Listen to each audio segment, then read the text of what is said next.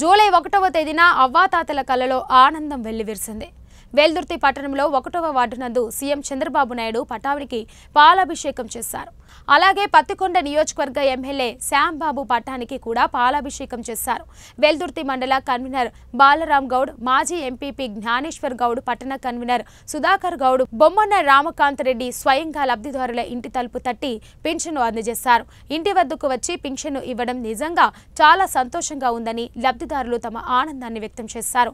ఈ కార్యక్రమంలో మండల ఎంఆర్ఓ అనంత ఆచారి, మండల ఎంపీడీఓ శివశంకరప్ప, టీడీపీ నాయకులు, కార్యకర్తలు, అధికారులు, ప్రభుత్వ ఉద్యోగులు పాల్గొన్నారు.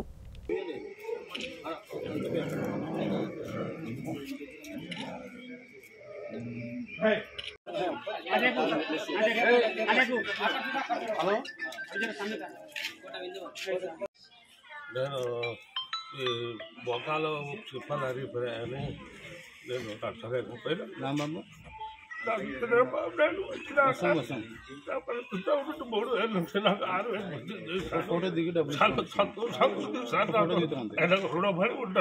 చంద్రబాబు నాయుడు గారు చెప్పిన విధంగా ఈరోజు పింఛన్ని 3,000 రూపాయలున్న పింఛన్ని ఏకంగా 4,000 చేసి ఏప్రిల్, మే, జూన్ నెలలో కలిపి జూలై నెలలో ఈరోజు 7,000 ఇవ్వడం జరిగింది.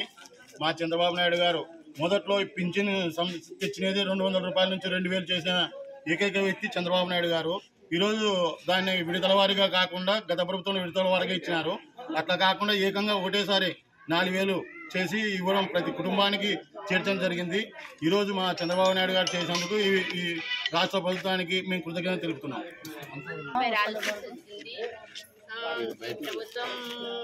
చంద్రబాబు నాయుడు ప్రభుత్వం వచ్చిన తర్వాత మాకు 6,000 వస్తుంది. చాలా సంతోషంగా ఉంది.